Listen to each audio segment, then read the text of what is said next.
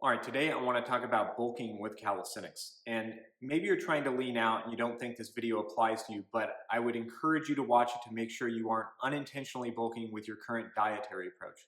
So if you guys are enjoying the content, please like the video and subscribe. And remember to visit the website if you're interested in a consultation, a custom program, a free program. And I'll have some more programs coming out in the near future, so keep an eye out for those. And if you want to learn more about training calisthenics, join the free community, and the link to all that is in the description below. Okay, so bulking is the process of intentionally gaining weight. The idea is that if you're underweight and under-muscled, by increasing your energy intake, you will eventually gain weight and end up a bigger person. And if you're training during this process, you can encourage a greater proportion of that weight to go on as muscle mass. But some fat accumulation is pretty much inevitable, but it's not a big deal because by the time you reach your target body weight, you can simply stop bulking and you will lose some of that body fat and lean out in the process. So this brings me to two important points. Number one, bulking is a short-term intervention. It's not a long-term dietary approach because by definition, it results in an energy surplus. And if you stayed in an energy surplus long-term, you would likely bulk yourself right into some weight-related health problems. Number two, large and aggressive bulks are really only appropriate for underweight and under-muscled hard gainers with a lot of weight to gain.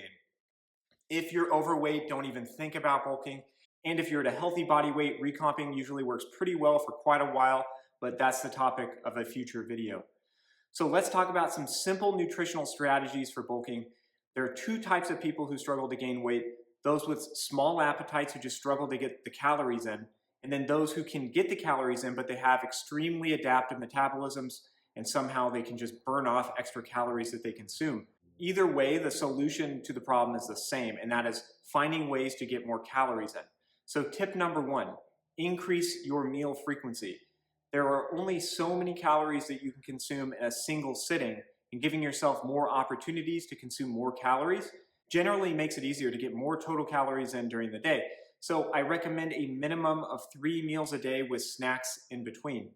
Tip number two, consume energy-dense and highly palatable foods. For example, and this is just an example, I'm not telling you to eat these foods, but I'm using them to illustrate a point. Things like peanut butter, almond butter, full-fat yogurt, and especially if you can drink things like this in a smoothie, it makes it even easier to get the calories down. And then keep in mind you can add something like olive oil to pretty much any dish to increase the calorie content. So for training, you don't need to do anything particularly special while bulking, but since you're in a calorie surplus, you can probably push your volume higher than you would otherwise. So I generally recommend 10 to 20 hard sets per movement pattern per week. If you're young and you're in a calorie surplus, you could probably push that to the higher end of that volume recommendation and probably past it. Just make sure that you still take your time building up to that to give yourself, to give your body time to adjust to the additional work.